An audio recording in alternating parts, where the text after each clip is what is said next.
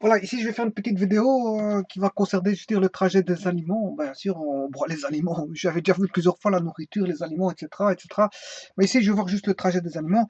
Si je pars des aliments en général que l'on mange, ben, vous comprendrez qu'il y a ce qu'on appelle le phénomène de digestion qui se fait par, bien sûr, euh, par les organes spécifiques dans le système digestif. Voilà, dans le système digestif.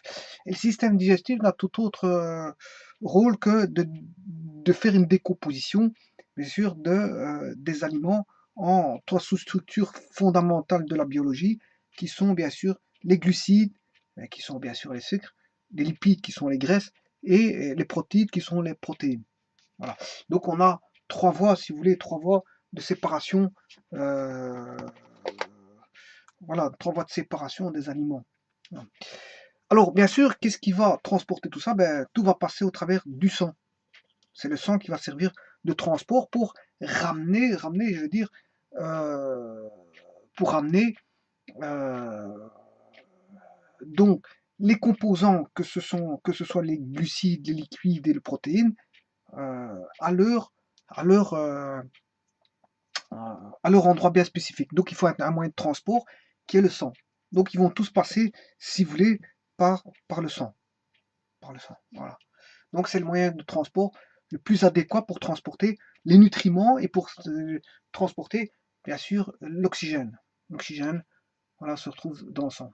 Voilà, donc quand on fait une prise de sang, on retrouve tout ce que l'on a mangé, enfin les constituants nutritifs qui proviendraient de ce que l'on a mangé la veille. C'est pour ça que quand on fait une prise de sang, on dit de ne pas manger pour éviter d'avoir on va dire des fossés, le fossé, dire le cours normal, les constituants du cours normal du corps. Donc en fait, voilà, on dit de ne pas manger pour éviter, je veux dire, si on a mangé trop de sucre, qu'on va faire une prise de sang, c'est tout à fait normal qu'on a trop de sucre, alors que le taux de sucre doit se stabiliser, voilà, si on ne mange plus de sucre, si on a à jeun pendant un certain temps.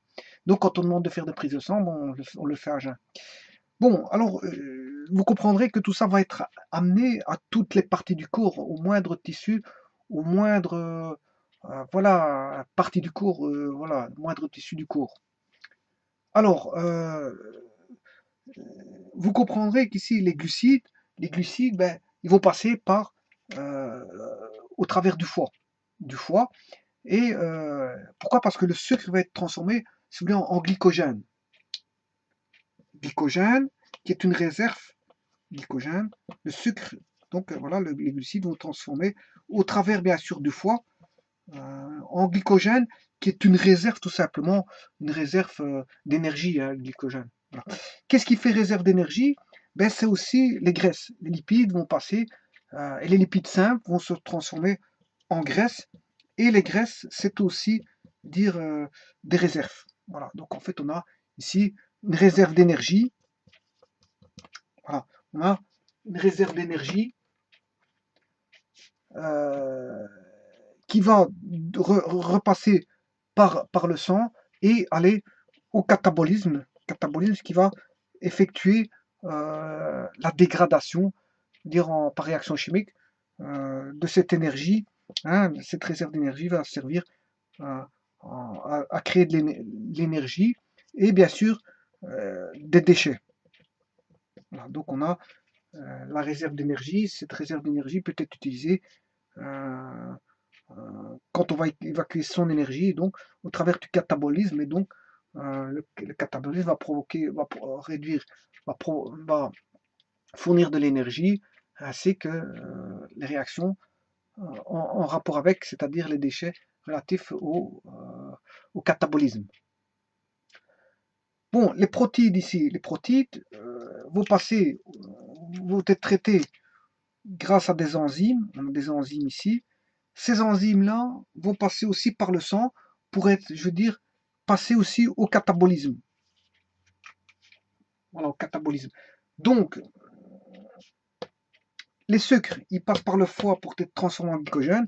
Les glycogènes vont constituer une réserve d'énergie, tout comme les lipides, hein, qui vont constituer une réserve, enfin, les liquides, les lipides, pardon, les lipides simples qui vont passer à travers le sang, vont se transformer en graisse et donc en réserve d'énergie. Bon, maintenant, il y a des lipides simples comme qui vont faire la route, enfin ce trajet-ci, qui vont se transformer en graisse, mais il y a complexes, des lipides complexes qui vont servir, bien sûr, à, si vous voulez, à la cellule. On va avoir des lipides complexes, ce qui va passer à travers le sang pour aller au niveau cellulaire. Bon, ici pour les protides vont faire jouer des enzymes hein, et vont passer à travers le sang pour jouer en tant que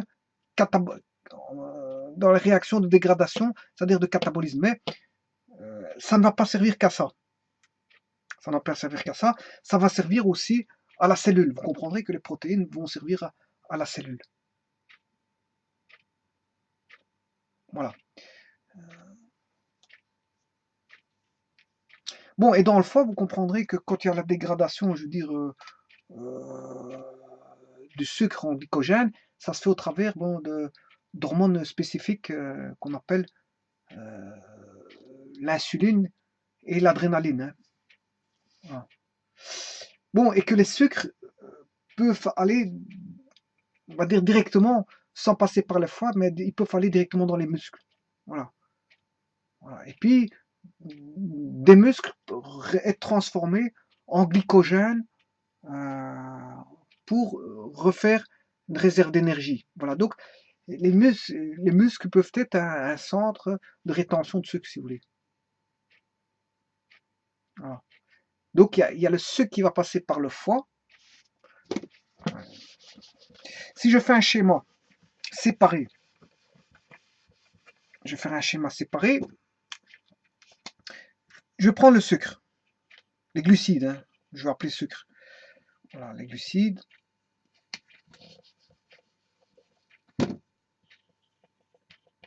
Bon, les glucides, bien sûr, je vais symboliser ici le sang, transport par le sang, via voilà, ce système rouge-là, un point rouge qui signifie tout le système de transport sanguin.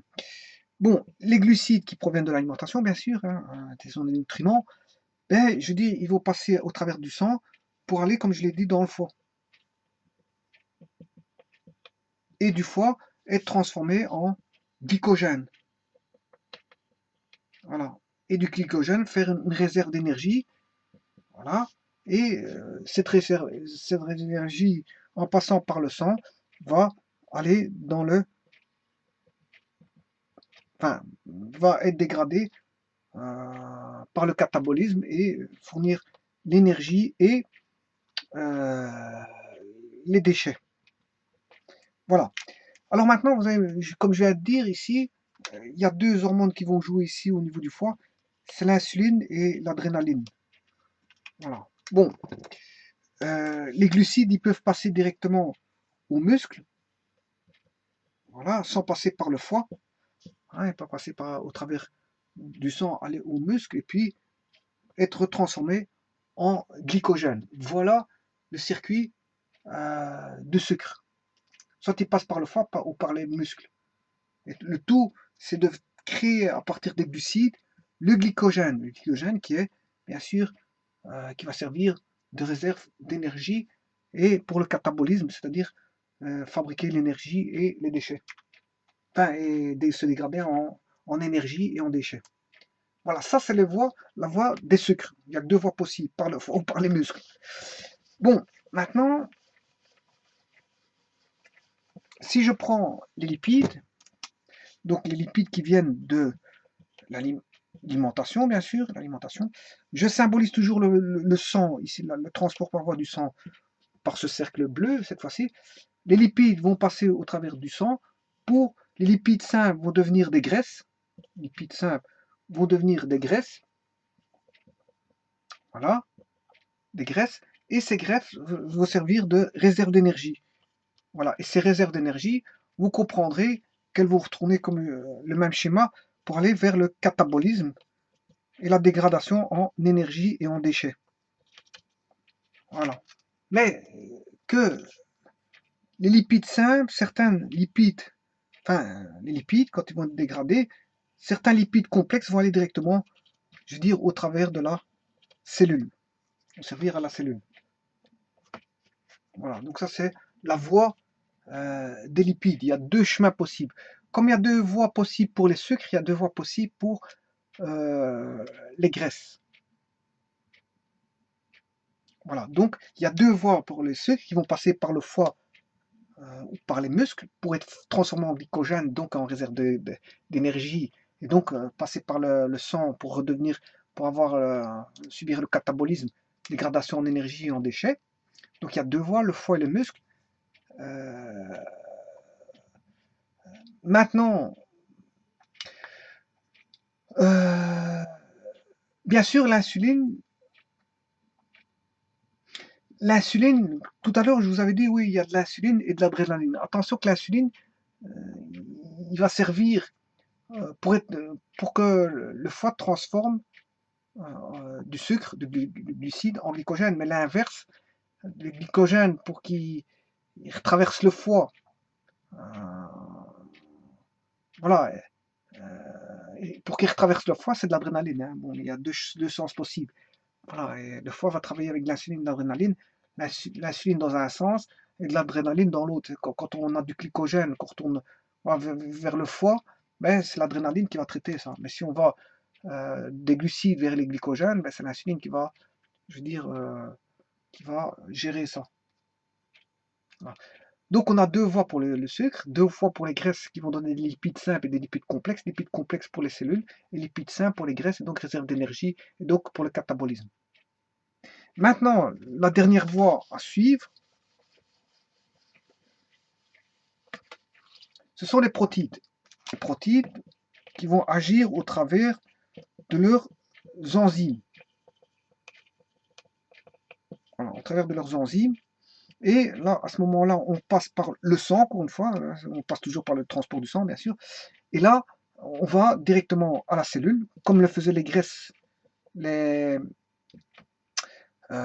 lipides complexes, on allait vers les cellules, voilà.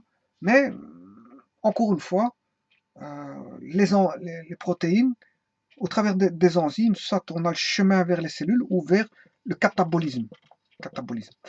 Bon, en d'autres termes, ce qui veut dire par là que le catabolisme est utilisé aussi bien que par les protides, aussi bien par les réserves d'énergie provenant de la transformation de glucides en glycogène, ou le catabolisme servira aussi pour les lipides simples qui vont transformer en graisse, qui se sont transformés en graisse et donc en réserve d'énergie. Voilà. Donc le catabolisme, il provient des trois, des glucides, lipides et protides. Voilà. Donc voilà. Donc au bout du compte, l'énergie provient de l'alimentation. Donc de la matière va donner de l'énergie. La matière va donner de l'énergie. Donc les glucides vont donner de l'énergie, les lipides vont donner de l'énergie, bien sûr au départ des réserves d'énergie, puis quand ça va être utilisé, le catabolisme va utiliser l'énergie. Bon, au départ c'est une réserve, mais après on utilise cette réserve, hein, pour autant qu'on l'utilise, parce que sinon elle reste en réserve. Voilà, c'est pour ça qu'il faut faire du sport, et voilà, il faut faire du sport, il faut bouger, etc. pour utiliser ces réserves d'énergie et les évacuer si nécessaire pour maintenir, je veux dire, un équilibre du corps. Voilà, donc en fait, l'alimentation permet de décomposer en nutriments.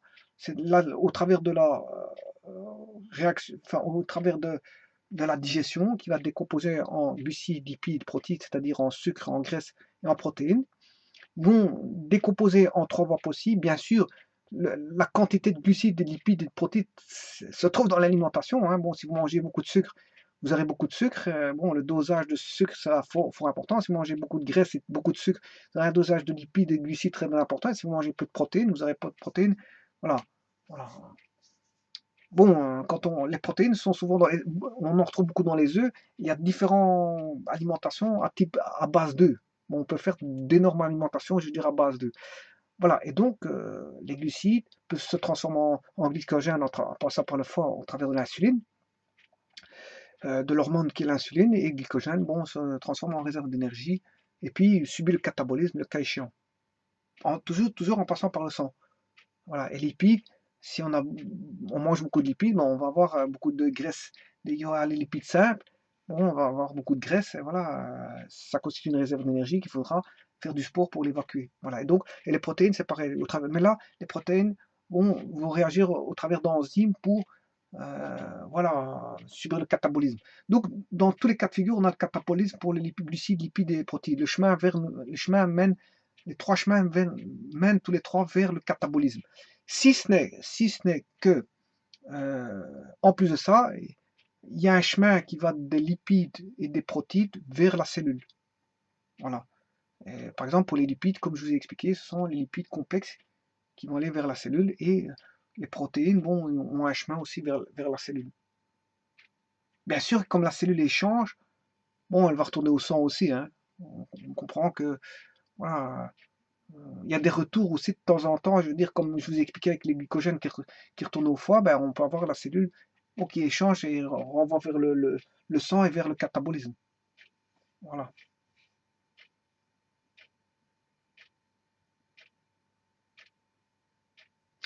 Bon, il faut savoir aussi que quand je disais, bon, les glucides peuvent aller directement dans le foie pour être traités en glycogène, ils peuvent aller dans les muscles et être traités en glycogène, mais on peut aussi avoir du sucre dans les espaces lacunaires des tissus.